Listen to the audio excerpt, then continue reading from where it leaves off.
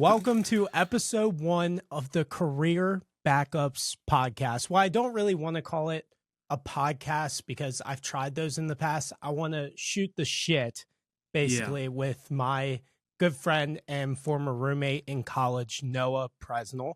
I'm Matthew King. Noah, it's nice to see you. It's nice that we can talk some ball in here. Basically, I wanted Noah to come on here so we could talk ball once a week because I do TikTok. So if you guys watch my TikTok stuff, I do all of it by myself. So it would be nice to have another opinion that's not commented. And I think Noah's the perfect person for that. So how are you doing? I'm doing well, man. Thanks for having me. I'm glad after, 5 years of making content, you finally decided to get me involved. So I really appreciate it. Yeah, for sure. I was just waiting for the right moment, I had to let you get your feet under you and then get me in here once you had a little bit of experience. So I appreciate it. I had to make sure that I was good enough for you. Exactly. And not vice versa. Right. Exactly. So a lot of playoff football this weekend. Really excited. Really nervous as a Ravens fan, as you can see in my background. Panthers aren't there, so I'm sorry we won't discuss them very much, but maybe in the future. It makes it easy to not be biased, so there's that. Yeah, that's fair. So we have an unbiased view of the NFL playoffs because of Noah. So I wanted to talk about the Ravens just to get that out of the way. So there's a couple things I wanted to get into. First of all, how does Lamar Jackson overcome this playoff bad play that's been going on for the past couple of years? So everybody knows he hasn't played as well in the playoffs as he had in the past. What can Lamar do to be better in the playoffs than his past games? Yeah, well, it's been, they've been in the playoffs. They've had a lot of success over the past 4 or 5 years that he's been in the league. And things have looked a lot different this year than I think they have for the past, for Ravens offense.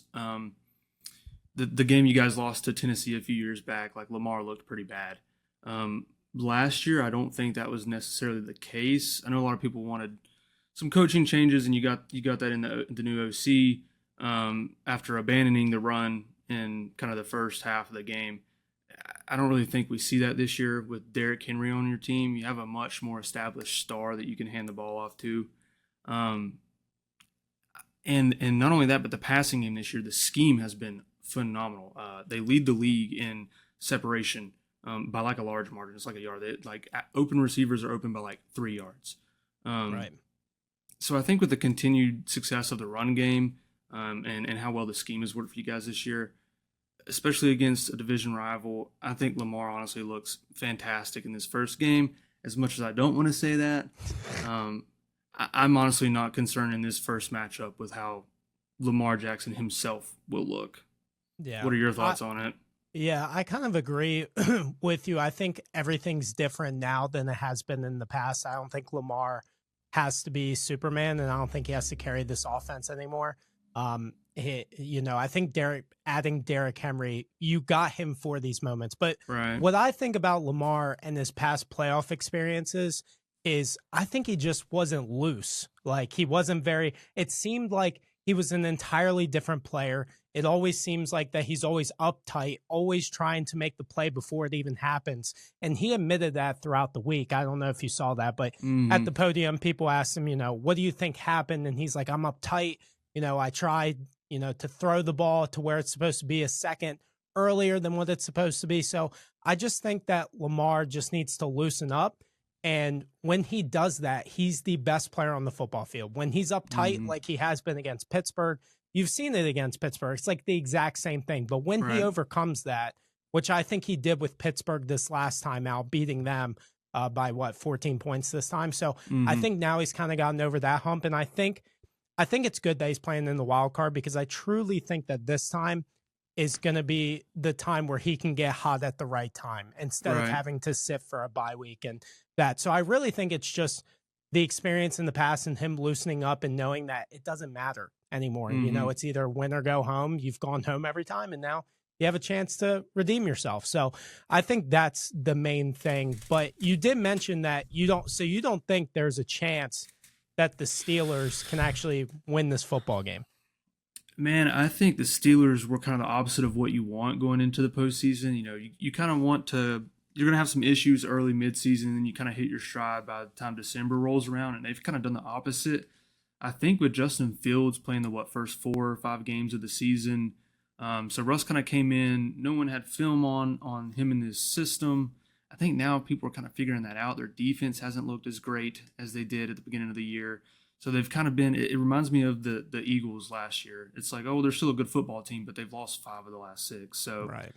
um, I don't see it happening. I think the only way to do it is to prevent Derrick Henry from running the ball well. Any game that he's rushed for 100 yards, I think they're like 8-2 in games that he rushes for 100 yards or more. So it's a pretty good indicator of how the offense and how the team's going to play. So I don't see that happening. I don't think Russ has what it takes.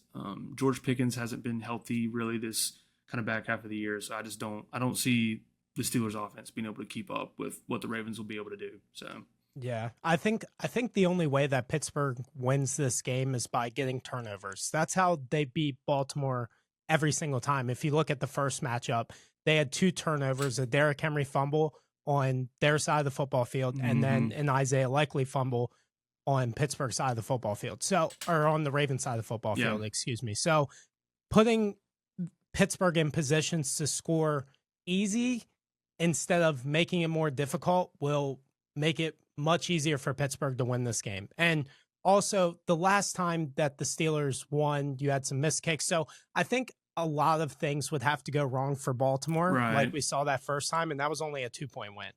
So I think there's an opportunity, and what made Pittsburgh so good at the beginning of the year was turnovers.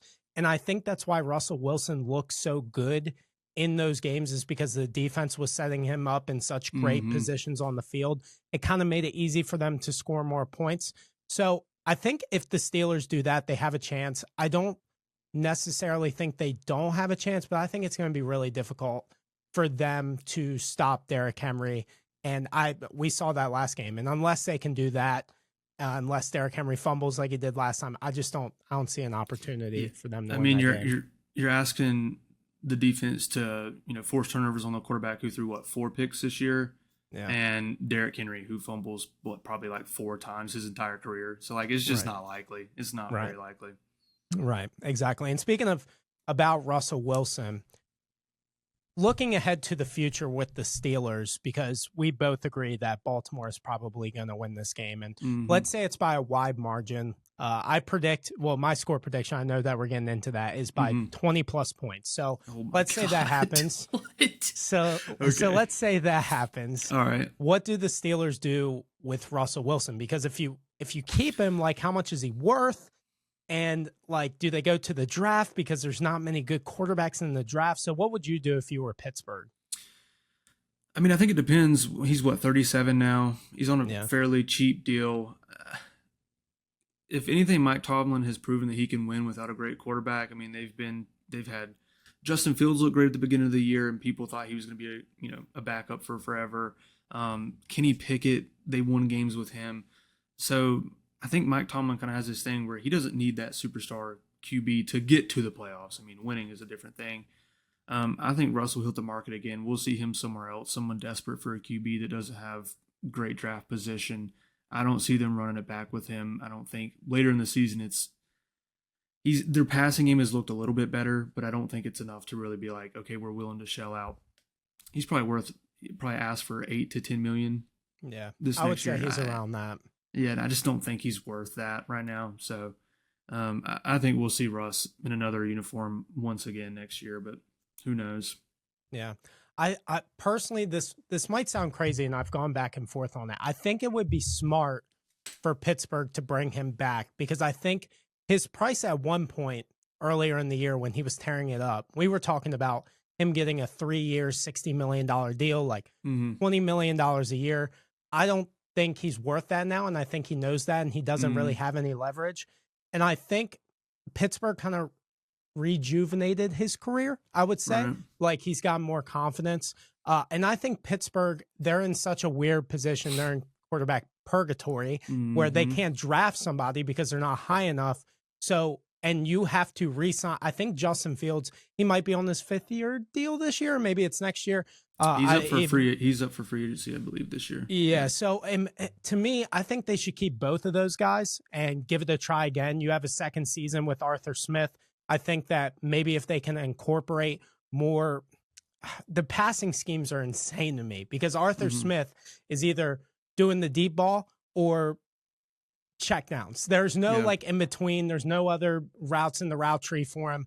So I think letting him develop that into Russ's bag for another season and seeing what you have. If it's really bad, you turn the Fields and hopefully you play bad and you can get a quarterback and hopefully a better quarterback class in the next year. I just personally can't see Pittsburgh letting go of Russ and then having no options other than Right. Justin Fields. I don't see it in their blood to do that. Yeah, I just don't see holding on to both of them. I think if a team that is going to get Justin Fields, I think they're going to be a team that says, "Okay, you're our guy," because he hasn't really had that this year, and it was very clear last year with how bad the Bears season was going that he wasn't going to be back. So he hasn't really been like the guy in a while. So I think Right. whatever team gets him, like if the Giants decide not to go QB and they end up with Fields, like I think he will be the guy. And you know he's young. I don't think it makes sense to play this game of, well, maybe Russ is our guy, maybe Justin Fields is our guy. So I think if anything, I think either Russ stays or they go a different direction completely and just get a new QB room. So Well, what do you think about Tomlin? Because there was reports that Tomlin might play Fields. Would you hold that against Mike Tomlin if he went to Justin Fields either at the beginning of the game or during the game, even though you've changed to Russ in the middle of the season and that's kind of what you relied on? Would you say that would be a mistake for Mike Tomlin? I mean, that's just tough because we saw it one game this year where Russ was kind of struggling early on, and they threw Justin Fields in there for like a drive, and he had a couple big plays and kind of sparked the offense, and then Russ was in the next drive. So we've seen that before. I just don't know that you're in the playoffs. I think this time of year, especially against a team like the Ravens, you need consistency and a game plan throughout to win the game. If they're looking to go to Justin Fields throughout the middle of the game, they've already lost, and I think you kind of just need to feel the rest of the season out with Russell Wilson. And I don't think it makes sense to kind of flip flop back and forth like that. Yeah.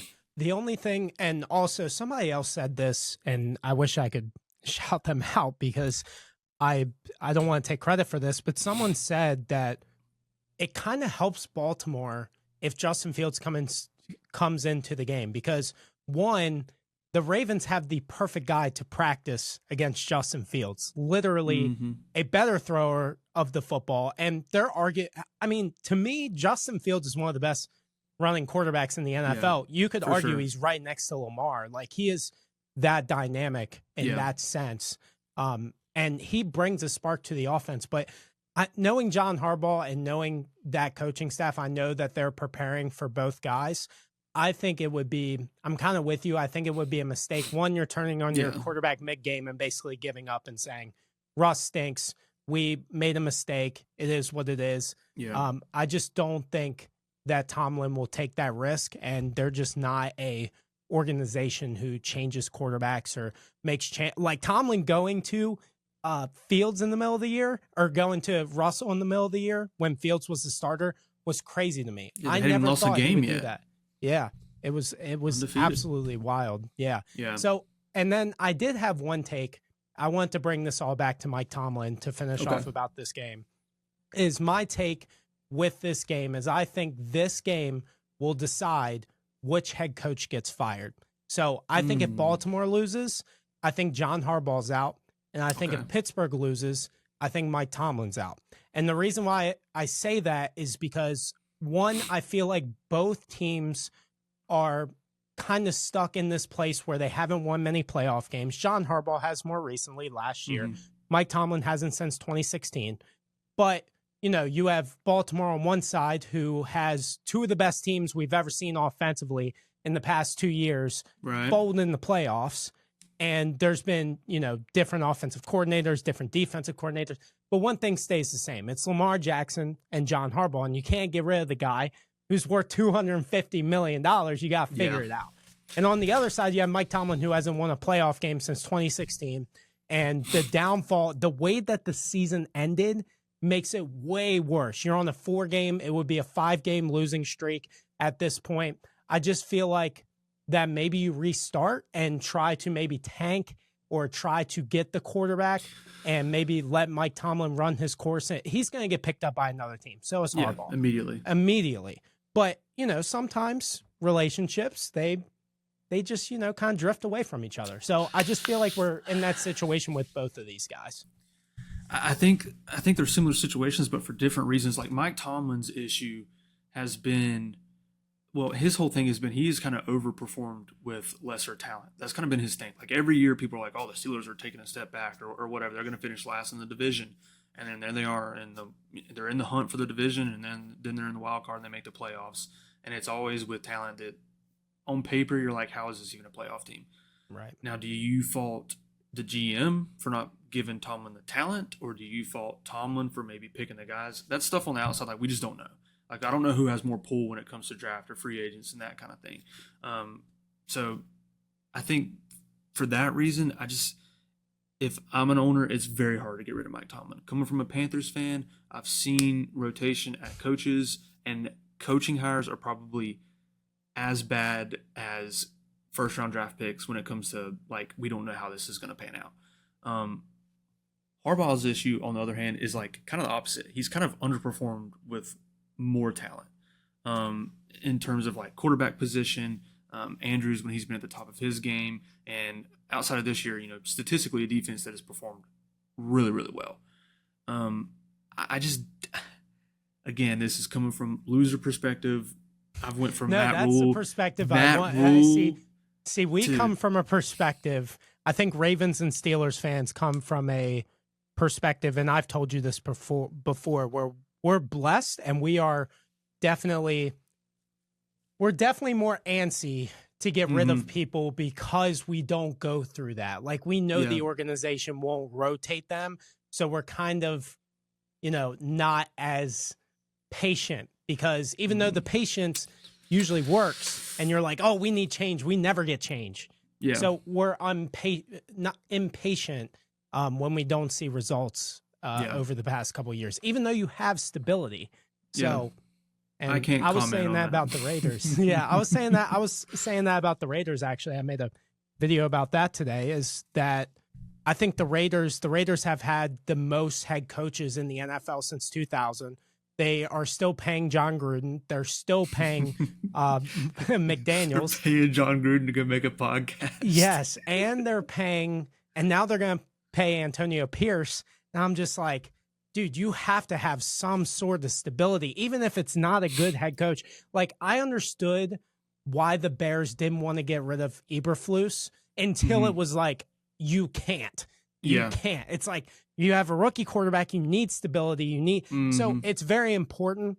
But at the same time, the definition of insanity is doing the same things over and over and expecting different results. Right. So are they insane for keeping these guys if you keep getting the same results? Like, I don't know.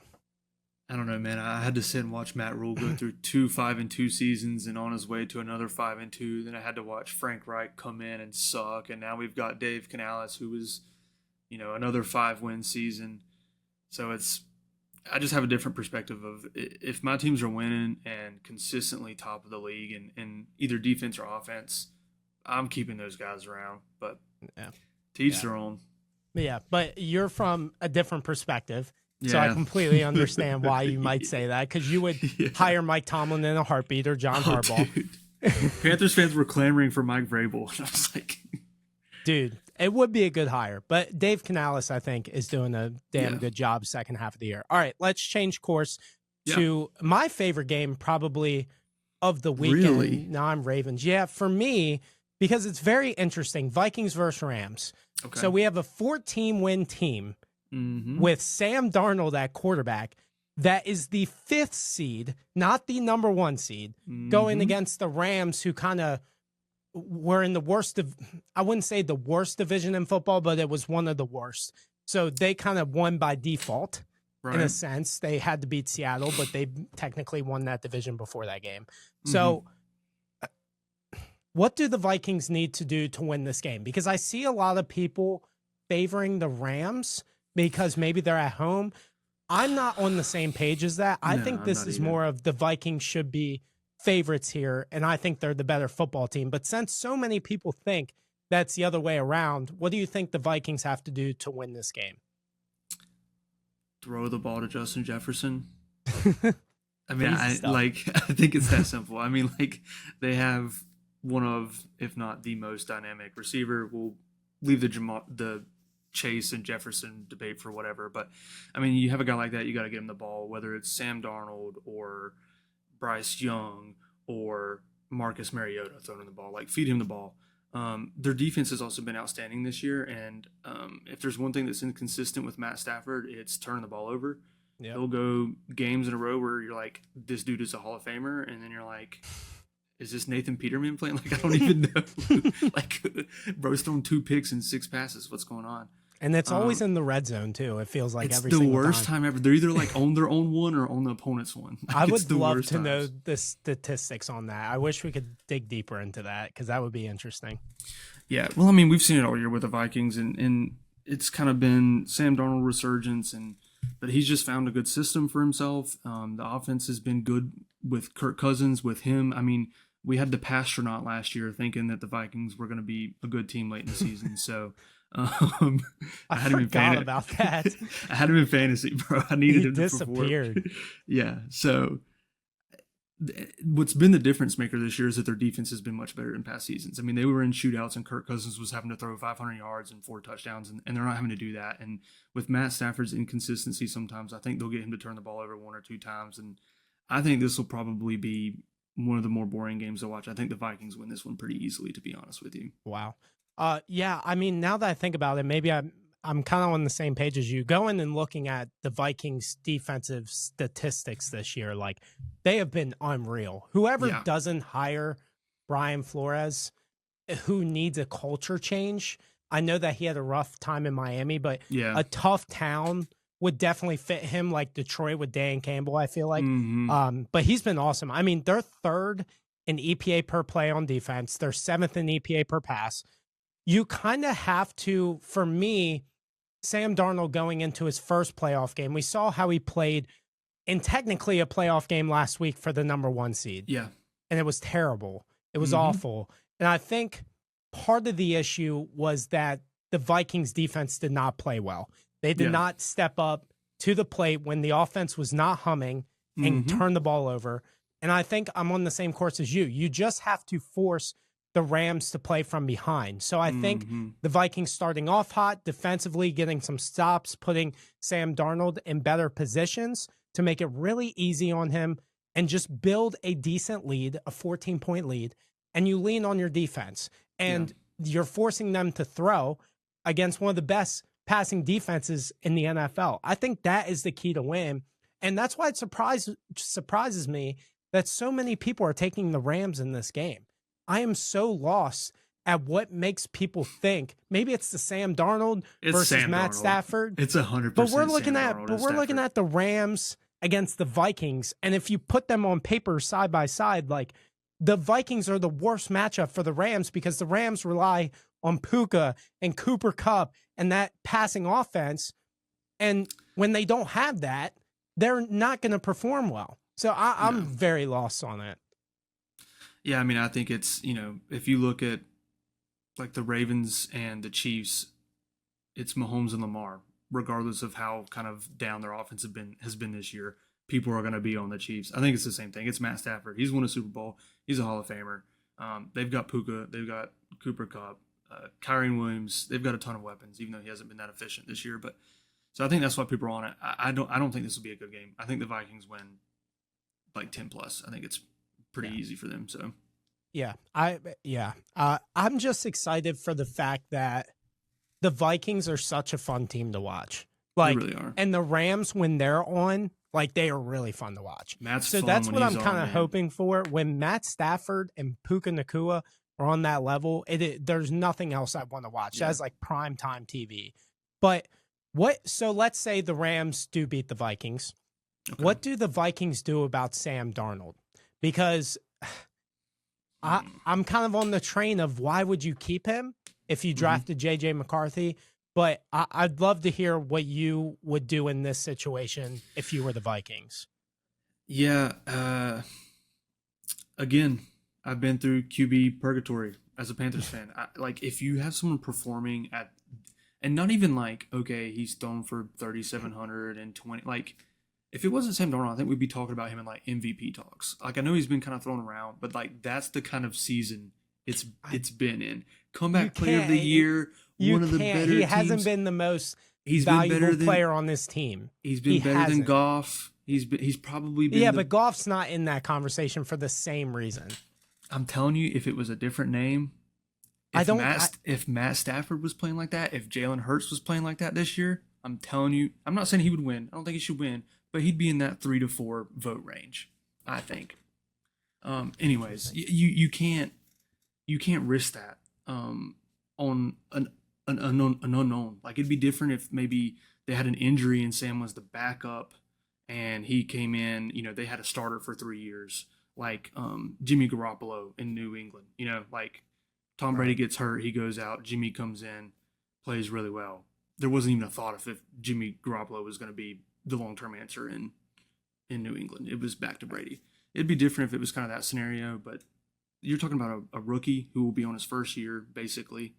You have no idea what he brings to the table. And here's the thing. As a rookie, and it's his first year in the league, if he even plays half as well as Darnold did, then you're thinking, okay, well, for his first season, that's pretty good. But you could have just had Darnold all along. So I don't think you move off of him. I think you keep Darnold and you run it back again. Right, but don't you think the ceiling in the future, so if you sign Darnold, it's not going to be for a year. It's not going to be for 2 years. You're doing 3 because or 4 you're years. going, yeah, because you're going against other people who are going to want Darnold. Mm-hmm. And here's my take on it, is that Darnold has played really well. Mm-hmm. But there are some things that make me hesitate where I'm like, he has hit his ceiling, and that's probably the best they will ever do with Sam Darnold. And if they don't win the Super Bowl with this defense, with Jordan Addison, with Justin Jefferson, are you ever going to do that? To me, even if J.J. McCarthy plays half, like you said, of Sam Darnold for a season, but if he's playing half of what Sam Darnold was for a quarter of the price, that's where I'm like, okay, we can grow with J.J. McCarthy. I think they have so many weapons. Giving J.J. McCarthy, freaking Justin Jefferson, Jordan Addison, T.J. Hawkinson, and that defense, I mean, for a quarter of the price, like I said. And the other thing with Sam Darnold is he still has 12 interceptions. He's still very reckless with the football. And if he doesn't perform well in the playoffs, that's back-to-back games of basically playoff games where you're like, this guy didn't live up, and he had plenty of opportunities. So if he plays like that again, and I don't know what the market is for him, because who's going to sign him? Like, let's say, for example, who needs a quarterback? Let's say the Raiders. Do you think he performs, like uplifts a franchise like that? Like, no. So are they going to sign him? Because that wouldn't make much sense to me. So that's where I'm kind of like, if they can get Darnold on like a 2-year deal, let J.J. McCarthy develop, I'm okay with it. But with the Sam Darnold thing, it would remind me so much of what the Falcons just did with Kirk Cousins.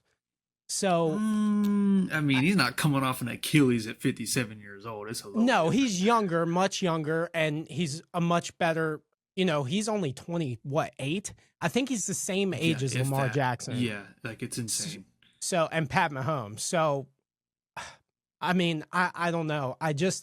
To me, why would you draft JJ? So what would you do? Trade him, or you can't keep him under Darnold for 4 years? That's the problem. No, you just you're can't kind do of that. killing his career if you do that. But I mean, I don't know. I guess you look to trade him, but who's willing to move? I mean, with how bad this year's draft class is, he could be worth a lot. You know what I'm saying? I mean, I don't think you're not going to get back what you drafted him at, probably, but maybe there's a late team first. Maybe there's a mid-round team that's kind of like the Steelers. Maybe they're in that little purgatory area, so they're like, okay, let's take a shot at this and rebuild. Or, not saying that that's what I think is going to happen, but it's just hard to tell. It's not a bad idea, though. I wouldn't hate the Steelers or some team in the middle of the pack who have a bad quarterback situation that could take them over the top. What's the worst that can happen in a bad quarterback draft class? You lose a first-round pick on a guy who went first round last year. Like, happens all the time. I really wouldn't fault a team like Pittsburgh to go and trade for J.J. McCarthy. I actually think it would be smart unless you really need something else. But like, what does Pittsburgh, except for receiver, which I think you can go out and pay, like they're kind of ready. Like they just need a little bit more talent on offense and they're ready to go. Like that Yeah. defense is good. So yeah, I wouldn't fault them. To me, another take that I have is that I think Sam Darnold, funny enough, they're playing the Rams this weekend. I think Sam Darnold's going to be the next quarterback of the Rams. And I think it makes the most sense because I think Stafford retires. And I think that it is the best situation because Darnold knows McVay. He's been in Kevin O'Connell's system. They're all meshed together somehow. It's a similar offense, similar minds. I think it would be the perfect scenario for him and the Vikings because at that point, you can go to J.J. McCarthy. Sam Darnold signs a big deal with the Rams, and now Sean McVay sticks around. I just think that the Rams will put up more money to make sure that they don't go into QB purgatory because Sean McVay will just retire. He's threatened that before. Like after they won the Super Bowl, he was like, I might be done. And I'd be done if Stafford retired too. I'd be like, no, I'm done. Here's the thing though, like our jobs aren't on the line here. Like it's easy for us to sit back here and say this. Like if you're the head coach or the GM and you move off of Darnold and JJ McCarthy is poop and Darnold goes on to play for the Rams and looks good or whoever and still looks good, you're done. Like you're out. I don't see they're moving on from you. So I like you got to think too, like these coaches are looking for job security in a lot of places and what's safer sometimes might be better than way unknown like JJ McCarthy. Like they have no idea how that is going to pan out whatsoever. I don't see them moving off of him. So yeah, that makes sense. All right. So what's your score prediction for this Vikings Rams game? You said 10 plus, but yeah, what's I think like it'll be an actual score? I think it'll be like 32-22. We're close. I had 30-20 Vikings. I think the Rams have a good enough offense to score 20 plus, but the defense is not very good at all. Okay, so turning to an AFC matchup with the Texans versus the Chargers. It's crazy. The Texans are at home. I had to remind myself because they played so bad and the Chargers have played so damn good. I'm like, oh shit, they're playing in Houston. They're not playing in LA. So my first question is, and I'm curious about this with the season ending before we get into the game, there's been a lot of talk about the coach of the year. Do you think that Jim Harbaugh deserves that title for this year and what he did with the Chargers? Most years I would say yes, but I think there's someone else that we'll talk about later because they're in the playoffs as well that I think should probably win coach of the year. And the main reason is I think what the other coach did. It's Dan Quinn. I think Dan Quinn should be coach of the year. Interesting. I think Jim Harbaugh came into a situation where your quarterback's already known. They lack offensive weapons. Their defense hasn't really been that much better this year statistically than they were last year. They were kind of like 20th, 22nd last year. They're kind of in like that mid 14 to 16 range. Scoring-wise, they're the number one scoring defense, though. They are the number one scoring defense, yes. But I think what he did more was just establish an identity that the Chargers lacked for a long time. You know, they've always kind of been like, we're going to ride the arm of Justin Herbert, and that's what's going to win us games. And that if they need to, that's been the case this year. But more times than not, it's been controlling the ball, being smart with the ball, and playing defense where it matters most. And that's what Harbaugh brings to the table. So he established an identity, but I just think things that Dan Quinn, with what he's done with the roster that was given to him, is just a little bit more impressive to me than the Chargers. I definitely think I think Jim Harbaugh's done a great job of taking what was already there, kind of what you said, and bringing it together, like being a true head coach. I think Brandon Staley was so bad that all they needed was someone with some kind of confidence. Just someone who knows football and loves football. I mean, he's been perfect for Justin Herbert. I still don't think Greg Roman was a great hire. Reminds me too much of John. But, I mean, for me, it's the guy that we were just talking about right before this. It's Kevin O'Connell. I mean, 14-2. This team was projected to win 4 to 6 games to everybody. We thought they were going to end up at least to me, I thought the Bears would be a better football team than the Vikings were going to be. You lose your starting because JJ was going to be the starter. Yeah. You lose your starting quarterback for the year, technically. Then everybody's like, oh, you guys aren't going to win 3 games. And you won 14 games in the toughest division in football. I know that there's a ton of talent around, but it's still important to me with the quarterback position, with him having a quarterback who's done nothing in his career and completely changed the course of his career. I think that deserves the nod, but I wouldn't hate the Dan Quinn thing either, just because there's a few good ones this year. Yeah. Yeah. I mean, like, you could argue Sean Payton.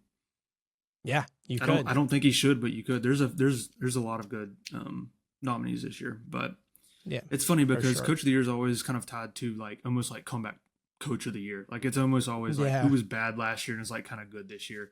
Like, if Yeah, it was which team was it's really kinda like bad? the MVP, it kind of turned it around Yeah, due to for a new sure. coach or something like that. Yeah. Talking about, instead of something highlighting a person, a coach, a player, I want to talk about CJ Stroud, because I don't know. Yes. I think CJ Stroud has been the most disappointing NFL player this year. And I don't necessarily think it's entirely his fault when you look at the offensive line and everything else, but are you disappointed with CJ? I know that you're kind of happy because you're a Panthers fan, and Bryce played better than CJ this year, Yeah. especially towards the end of the year. Were you disappointed in CJ? Are you kind of worried about it, or do you think it was maybe just No, everything else? I'm hoping everyone just learns a lesson from these past 2 seasons of rookie or just young quarterbacks in general. I like CJ Stroud. Coming like Panthers, obviously last year, I had CJ Stroud 1A, Bryce Young 1B. I was fine with either, but I leaned a little towards Stroud. Yeah, He was a you little bit wanted better. Stroud. He was a little bit better towards the numbers than Bryce Young was, and I like that a lot. But we're just seeing what happens when young quarterbacks aren't in a good system. That's genuinely all it is. Their offensive line is horrible.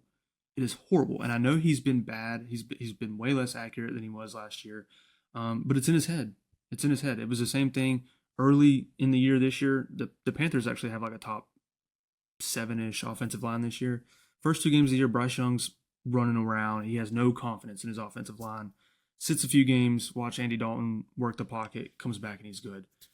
What happened to Bryce at the beginning of this year is what's wrong with CJ Stroud now. It's in his head. He knows he has no time. He's on the run. It's scrambling his brain. I hate it for him.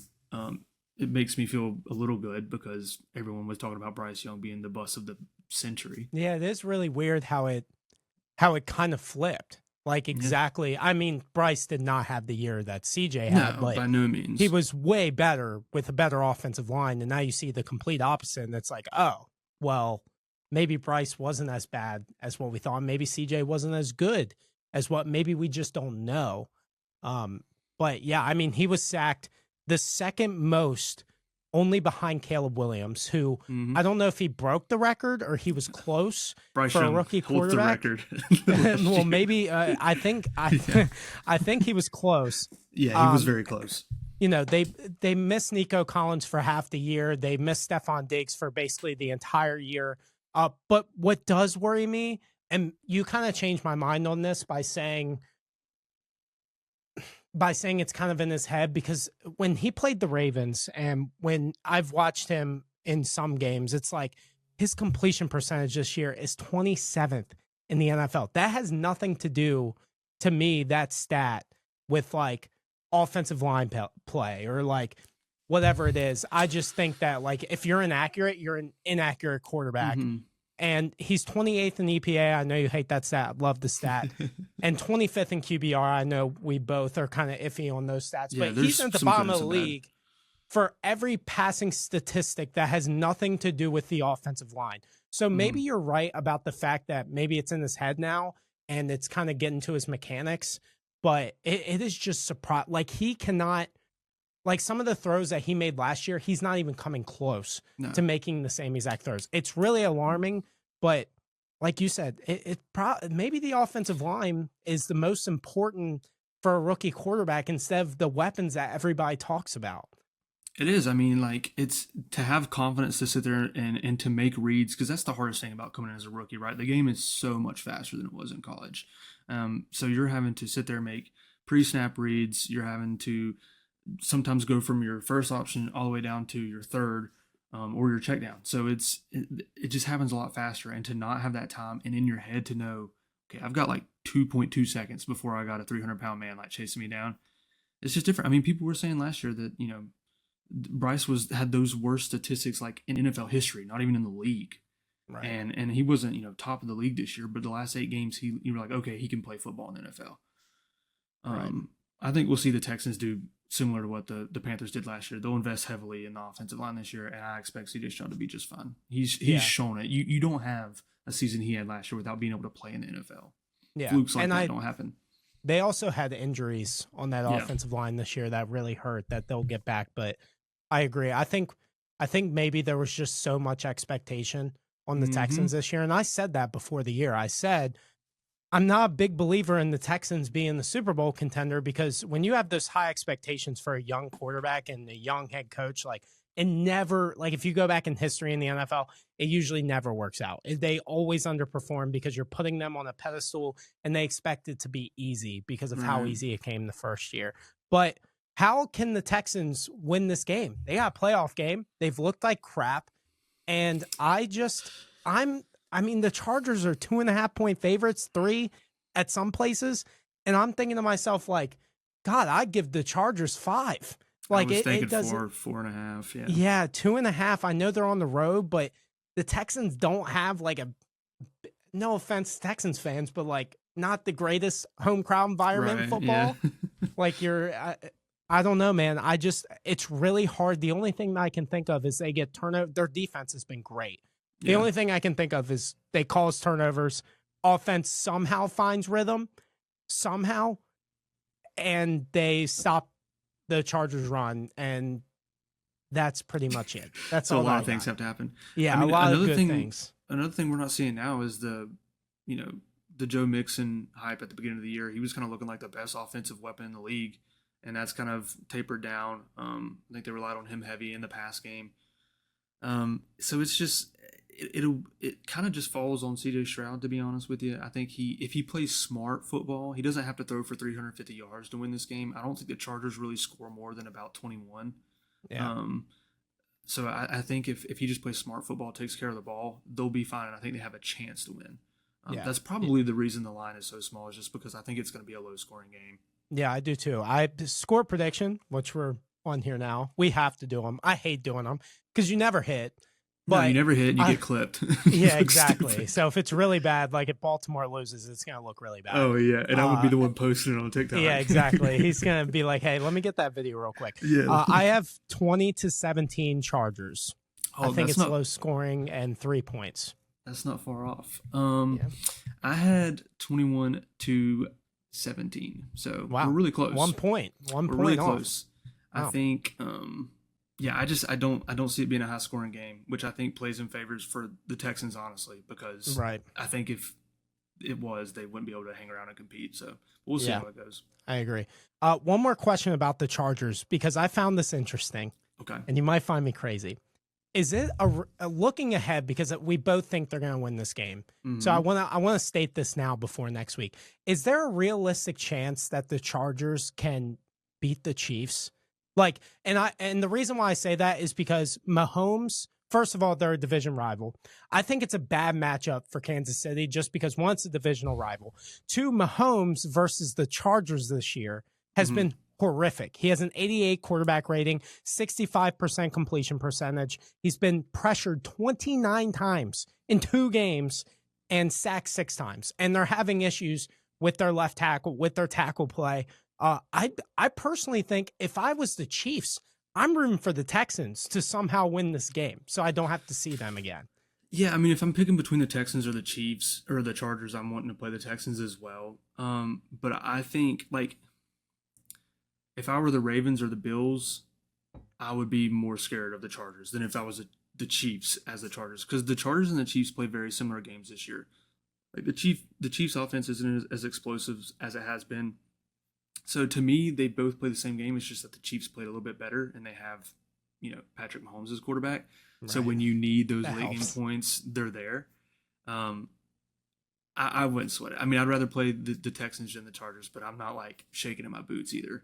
Right. Yeah, I get you. I personally think if it's if the Chiefs are favored by anything over than 3, I'm taking the Chargers. Personally. Really? I'm taking the Chargers. I am going to bet against Mahomes and I'll lose my money. So it is what it is. That's what will happen. So the next game is being seen as a blowout by everybody, which I fully disagree with. I think I was wrong about the Broncos this year. Okay. I've been pretty wrong about Bo Nix. I've been pretty wrong about Bo Nix. I'm still not a huge believer. I'm a big hater of Bo Nix. I know you are. To be fair, when you make a statement about a player and you really believe in that statement, it is really hard. Like, there are still some things I see, like, I kind of hate watch. I'm going to be honest. I'm like, dude, I said this about him. Like, and everything, like, he has good games, but I'm sitting there like there's still some tendencies where I'm like, God, he's not playing good football. He turns the ball over too damn much. But anyway, with this game, what do you think? Since everybody's saying it's a blowout, disagree. What are the Broncos' keys to win this game? Yeah, well, I mean, I don't know if it'll be a blowout just because the Broncos have kind of been close in a lot of games this year. But I mean, the first thing is they're going to have to make Josh Allen one-dimensional. Last year in playoffs, Josh Allen averaged like 70 yards a game on the ground, just rushing. And he scored like 3 touchdowns over 2 games. So I think you have to be able to keep him contained in that area. It's going to be hard to contain him either on the ground or in the air. And I'm wanting to keep him contained on the ground more than I am on the air. But the Broncos defense is very heavy one-sided. I mean, they're really good at defending the rush. They're like 3rd overall rush defense. So I think they kind of have to lean into their strengths to be able to do that. And on vice versa, they're kind of bottom 3rd quarter of the league in passing defense.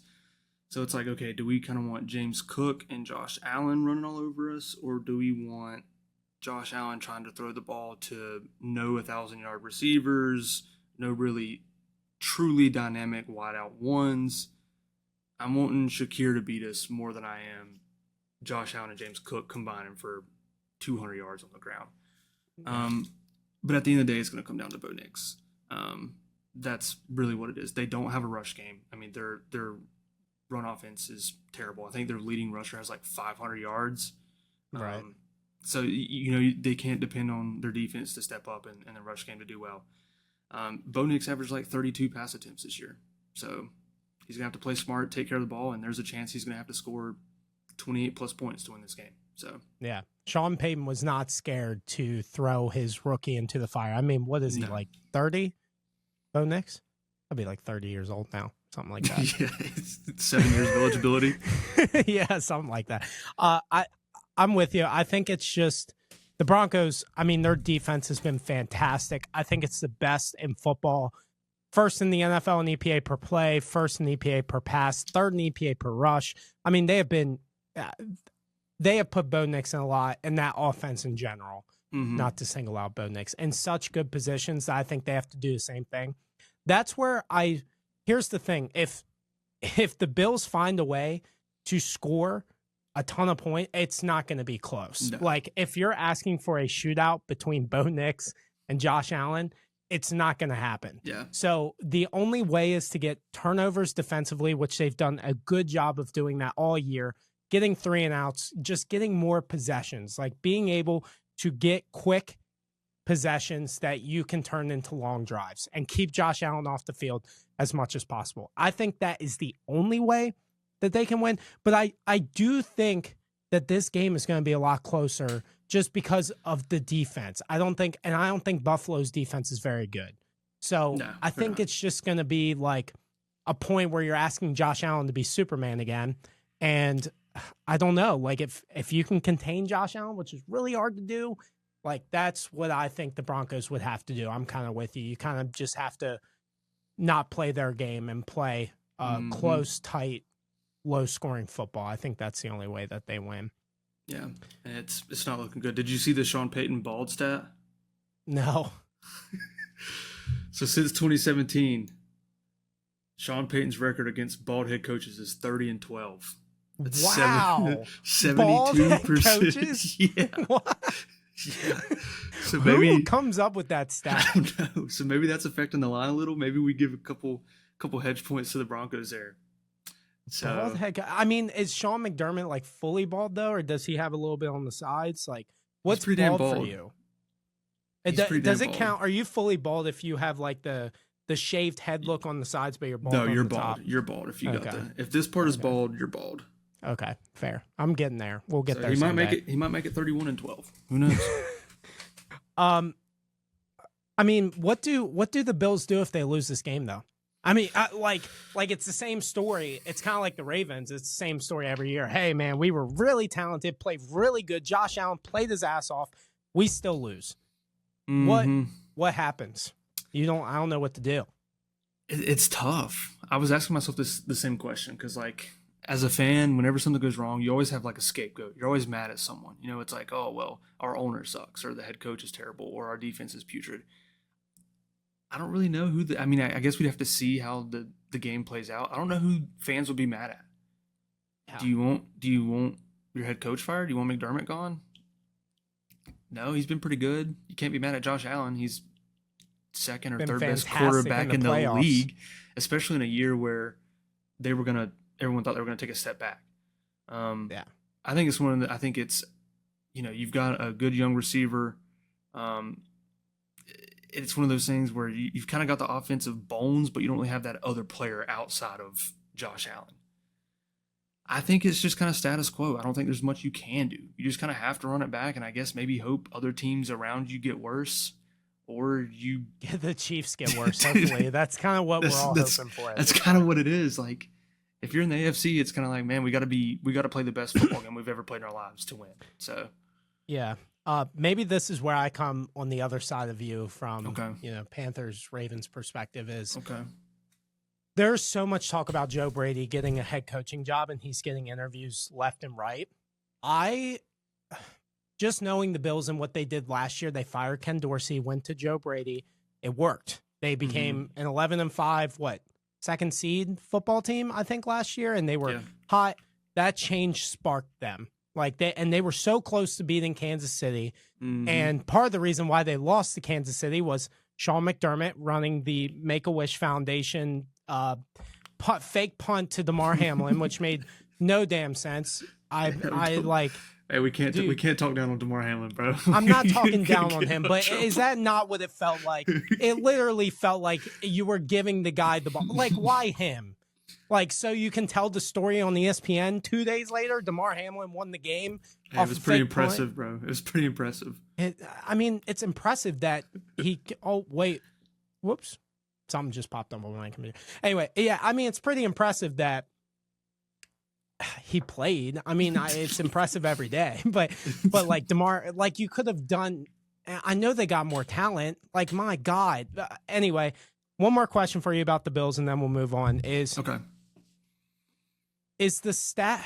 Let me see how to put this, because there's a lot of questions about, does Lamar Jackson have to win a Super Bowl? Now that Josh Allen is probably going to win the MVP, and we're not going to have that conversation because me and you will sit here and talk for another hour. Fair. And you're a Josh Allen, believer that he'll get the MVP. So let's assume he gets it. Does he have to win the Super Bowl this year? Because now his standard is much higher, being, winning the MVP. Like, now you were on the same kind of stratosphere as Lamar Jackson and Patrick Mahomes. Like, you are a top 3 solidified quarterback at that point. So does he have to win a Super Bowl? You're not gonna like my answer. Let me guess. No.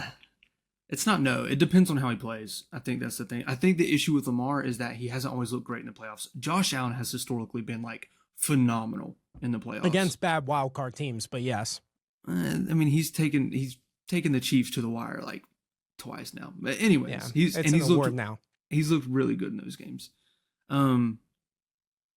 If we're talking like overall legacy, yes. Are we talking? It depends on how he plays. If Lamar plays great this year and they lose to the Chiefs, that is what it is. That's just how it is. That's just how the AFC goes now. That's how I see it. If they lose to the Broncos and Josh Allen looks like crap, yeah, there's a question around, okay, this season meant nothing if you're going to perform like that in the playoffs. And if the same thing happens next year, then it's a question of, well, it doesn't really matter until you prove you can win when it matters. Yeah. I think Josh Allen and Lamar will both do that in their careers at some point. They will Hopefully. both have playoff runs where it's like, okay, yeah, they're It fine. would be awesome if both of those guys won one. Even Burrow. I feel like those three, like I just Yeah, don't want one of those three to, even though I would hate to see Cincinnati win, but it would also suck to have like a scenario. I can't think of the last like elite quarterback in the league not win the Super Bowl, like a truly elite top three guy. It's hard to remember. Like I can't put like you have Brady, Big Ben, Aaron Rodgers, like all those guys have won yeah. rings. You're looking at like Flacco, you're looking at like Phillip Rivers and yeah, Matt Ryan, like those fringe kind of guys that never got yeah, one. yeah. So it would really suck because I think all three of those guys will make their way into the Hall of Fame. So Mm-hmm. it would just really suck if it was a Dan Marino situation. All right, two more games. Packers versus Eagles. Packers kind of backed into the playoffs too because they haven't played good against good teams. Mm-hmm. Do you think the Packers have a chance to win this game against Philadelphia? Because I'm assuming Hurts plays. That's my assumption. I think he'll play. Yeah. Yeah. Um, I do, and this is probably the one upset that I think realistically happens. I think the Packers have a chance here, and it's mainly because of just the style of football that both teams are kind of like the other team's Achilles heel. Like most of the year, the Packers were looking, they'd have explosive plays. You know, Jaden Reed isn't very consistent, but when he pops off for a 50-yard play or something like that. And Josh Jacobs has looked great again this year. And then the Eagles, on the other hand, are very much the opposite of that. You know, they're kind of passing game isn't all the way there. Jalen Hurts hasn't looked phenomenal. AJ Brown barely topped 1,000, but Saquon Barkley looks like he sucked all the energy out of the Monstar ball and is now like from a different freaking planet. Like, dude's insane. Right. And their defense is insane. So it's kind of like each team does what the other team doesn't want to do. One team kind of wants to go fast, score. The other team kind of wants to stay low, control the ball, play good defense. Yeah. I think the Packers could bust a few plays open, and this game turns into something that the Eagles don't want it to, where Jalen Hurts is having to throw 28, 29, 30 times. And I don't think they want to do that. So Yeah, for sure. If it comes to a point where it's a shootout, I'm taking the Packers. yeah. The problem is I don't see a scenario where that happens because the Eagles don't get into shootouts very often because that defense, like you were talking about, if it's not the Broncos, it's the Eagles defensively as the best defense in the league. I don't know. Jordan Love had a little injury last week. So now both of these quarterbacks like kind of have coming off injury. I think a playoff game in Philadelphia, I think it's a little bit different than playing in Dallas. I think it's tougher. I think that the Eagles really have something to prove this year. I just can't see a scenario where the Packers score enough points or get enough on the ground to make it happen. I think they fall back pretty early. I think Philly probably wins this game pretty handedly. I know that the Packers did whatever they did last year. I think the 7th seed is freaking stupid and it shouldn't even be a thing. But I don't see the same scenario. Like we kind of saw like there was a chance last year with Dallas losing, but I mean the Eagles are probably the best team in football now with the Lions having all their injuries. So I don't know. I can't see a scenario where that flips at all. Well, if it does, just know that I told you so.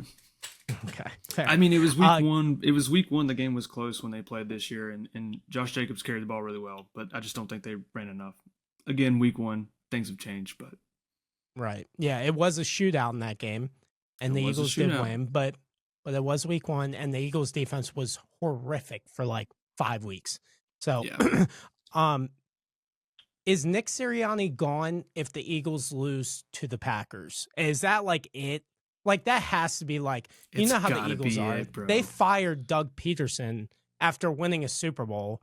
I mean, they move fast. They have no patience, but they do a good job of filling in those spots, so they kind of get away with it. But Sirianni's like not a coach where you're like, oh man, we might have to keep this guy. Yeah, I mean, after like the backslide of last year, losing 5 of the last 6, kind of losing to the Bucks in the playoffs. If they had another early round exit this year, if they don't fire him, I think Philly will just like form a mob and like just go beat the shit out of him until he quits. Like Philly fans are crazy, bro. Yeah, it's got to be it. If they lose this game to the Packers, it's got to be it. I don't see it happening any other way. Like you said, they just move quick. They don't put up Yeah. with that.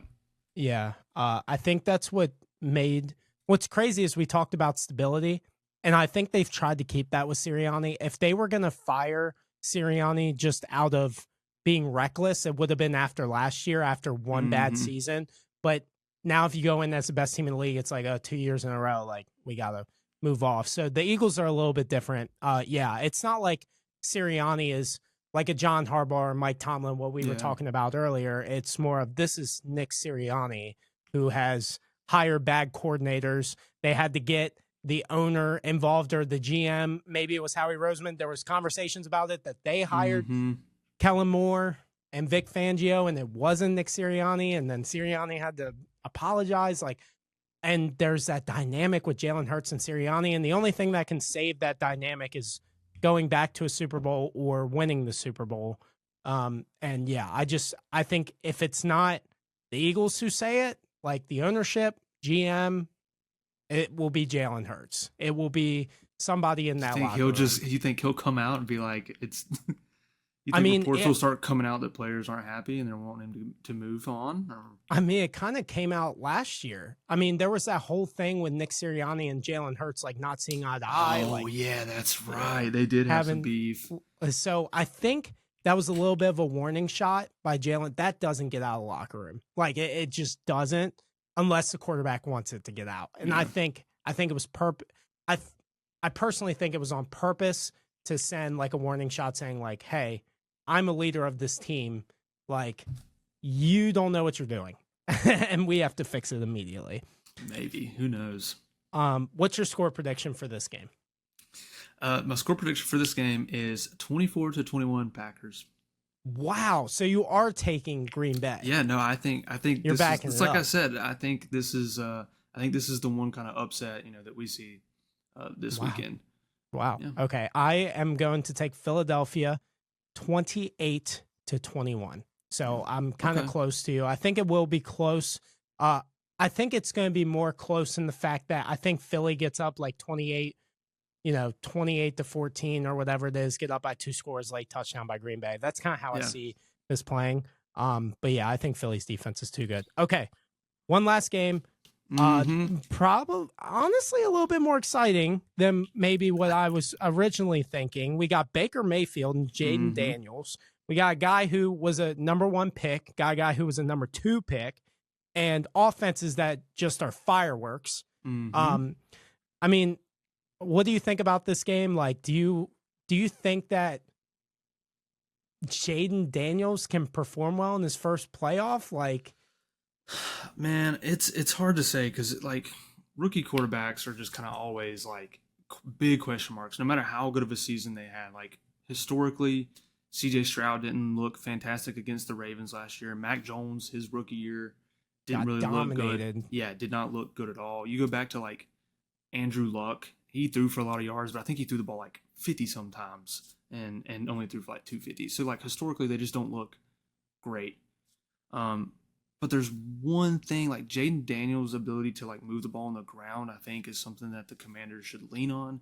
And I know a lot of the stuff they do isn't like play called QB runs. He kind of just makes stuff happen out of the pocket. But I think they need to get him out of the pocket, rolling out, and just get him comfortable. Maybe he only runs for 6 or 7 yards. Just kind of ease him into the game that way. And that's a sure way to like get your young quarterback some confidence, especially against a defense that like isn't all that good. Yeah, that's what I'm worried about. The Commanders' defense has played better, I would say. They're still not great. They're not great. They're off and on. Marshawn Lattimore's been basically not playing the entire year. He's played like 2 games. I think he's playing this week. I think that does help. But I think Jaden, like you said, is going to be the difference maker. Like the Bucs are so bad against the run. Like they are one of the worst, if not the worst defense in the NFL against the run. And when you have Austin Eckler playing well, you have Brian Robinson, you have Jaden Day. Like it's just a really bad matchup for me for the Bucs because I think that the Commanders are a team that can keep up with them scoring wise. So this is going to be a really, really high score. I think it's going to be the most fun game.